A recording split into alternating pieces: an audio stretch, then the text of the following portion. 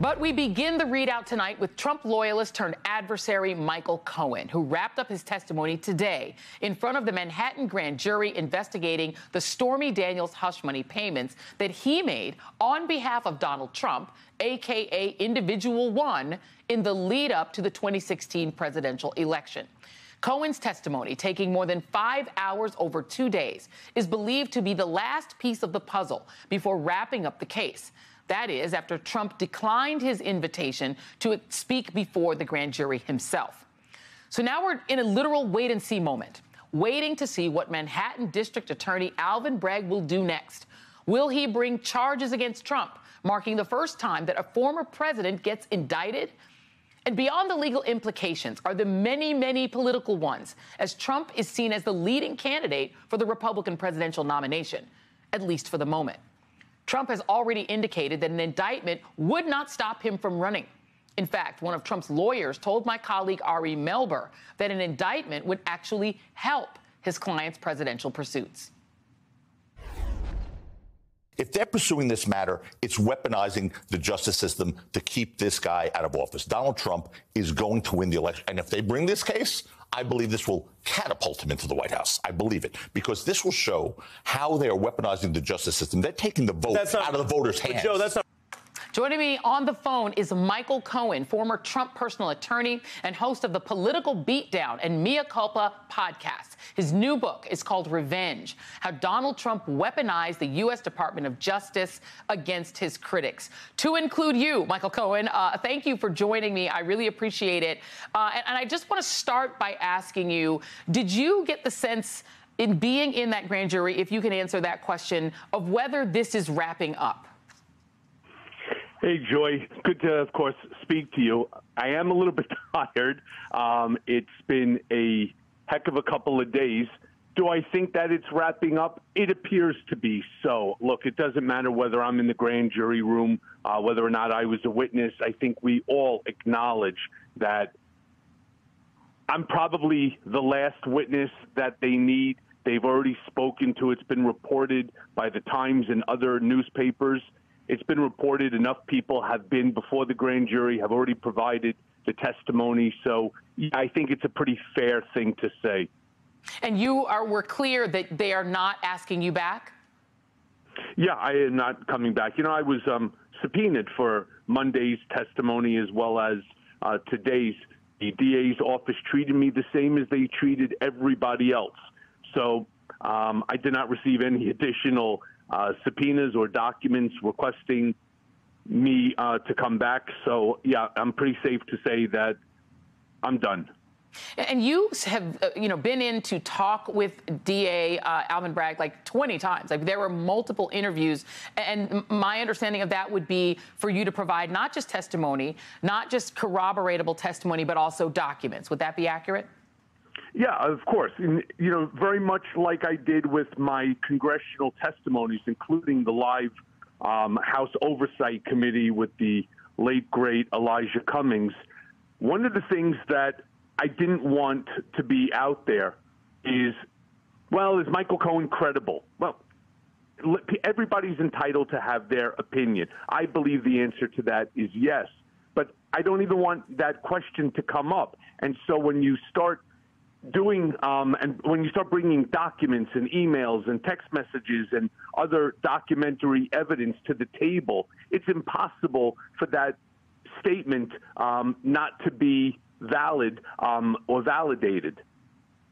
And there is this other question, and that is a good point, because you have testified under oath multiple times, and I've noted on the show that the things that you've said have turned out to be true when it came to the way that Trump treated his properties and their valuations, and this information about the payments to Stephanie Clifford's, a.k.a. Stormy Daniels. There is this question of whether Stormy Daniels might testify. And I don't know if they would have even given you a sense of whether they felt they needed her testimony. This case is not about whether Donald Trump actually had the affair with Ms. Clifford's. It's about whether they tried to pay her off. But did you get any sense from them of whether they feel they need to see her in front of this grand jury? No, they're really very professional. And so they didn't bring up the topic with me. Whether she was testifying, she wasn't testifying, or whether or not they were even speaking to her. They are very closed when it comes to that type of information. And you got to give them a lot of credit for it. They're really running the process the way it needs to be run. You know Donald Trump better than most people that I know and that have had the opportunity to speak with. Joe Takapina, his current attorney, went on with Ari Melber and said that he believes that indicting Trump for what he did in, orchestrating this payoff with yourself and Alan Weisselberg, that will propel him into the White House. It will make him more likely to win the nomination. And he has said he'll run regardless of whether he's been indicted.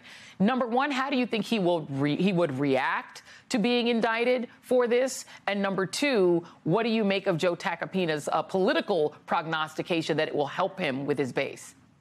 Yeah, so let me start with the second question first. I did see yesterday Joe Takapina on Ari's show. He's an absolute disgrace to the profession of law. You're right. I do know him certainly a whole lot better than Joe Takapina. What I will tell you emphatically is what Joe is doing right now is he's playing to a party of one, and that's Donald Trump. He will say the most ludicrous nonsense that you can say because that's what Donald wants to hear. And obviously he's gotten the message requirement from Donald or his people. And so that's what Joe is doing. He's merely just, again, playing to an audience of one. And as I had said also on Nicole's show before, that when you're sitting across the desk from Ari Melber, when you're sitting across the desk from Joy Reid or Nicole Wallace, it's one thing you want to do it on one of these, Newsmax OANs or any of the shows that actually prefer you to say these things. It's another when you're going to have somebody now hitting back at your statements, but hitting back at your statements with facts. And that does not benefit Donald. It doesn't benefit Takapino. And if he doesn't watch himself, he may find himself like the rest of us, myself, Eastman, Bob, and Rudy Giuliani, and a whole slew of other attorneys that have found themselves in trouble thanks to dear old Donald. Yeah, I wish I could remember who actually coined the term "making attorneys get attorneys" is the real meaning of MAGA. That does seem to be the trend. Michael Cohen, author of Revenge and the host of the Political Beatdown and Mea Culpa podcast. Michael, always appreciate you being willing to come on. Thank you so much. Really appreciate it. And get some rest. Yep, and I will see you soon in person.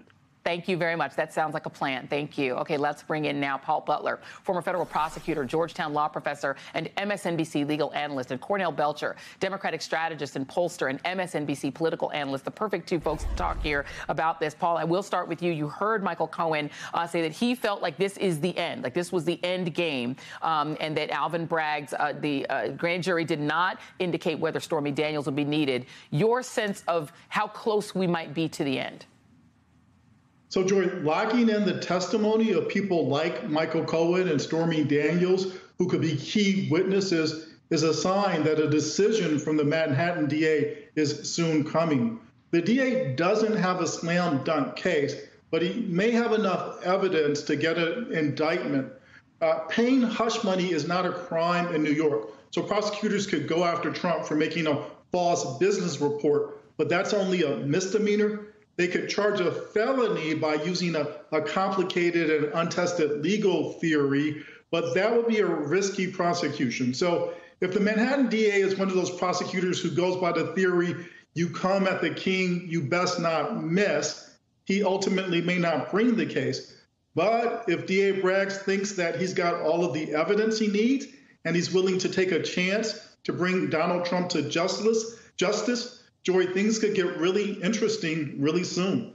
Really quick to stay with you for a moment, Paul, because there is also the question of where Trump physically would be. If he was indicted, let's say he did take the risk, as you said, to go at the king, and he's in Florida, then all of a sudden you get Ron DeSantis involved in this. He would then have to make a decision. It would be his, I guess, legal duty to make sure that he is turned over properly. But under Florida law, DeSantis could say, I need to take a further look at this and do himself some political good with Fox viewers by saying, hold up now, you can't necessarily take him and remand him to custody. He does have that legal authority, right? It would put him in a position of saying, Trump, come kiss my ring if you need my help. Yeah, so ultimately this could be another sideshow that Trump uses to try to delay his ultimate being brought to justice. But Joy, make no mistake, at the end of the day, if Donald Trump is prosecuted in New York State, he will have to show up in New York State court to answer those charges the same as any other person in the United States. Cornell, that then brings us to the political question, because we have never had a president of the United States indicted. And and I think a lot of people have this kind of angst about this, which is that this is maybe the least of the horrible things that Donald Trump could be prosecuted for. I mean, he allegedly stole classified documents and put them in his bedroom. He caused an insurrection that got 5 people killed, left police officers, hundreds of them, beaten. But what is the political ramification? How does this play out? Is Joe Takapina right that prosecuting for any of this actually helps him politically? Well, no, I don't think he's right, but we are in uncharted waters. I mean, I try to look back at history and as an indicator of what might happen here, and there's no history of this sort of level of corruption. Look, Donald Trump's problem is 46.8. And that was the percentage of the vote he got. And it's hard to see how he grows his support by becoming indicted in multiple places, right? You usually don't get indicted and more people run to support you. That's just typically not how it works. But he's got a cult. I mean, the thing is he's got a cult, though.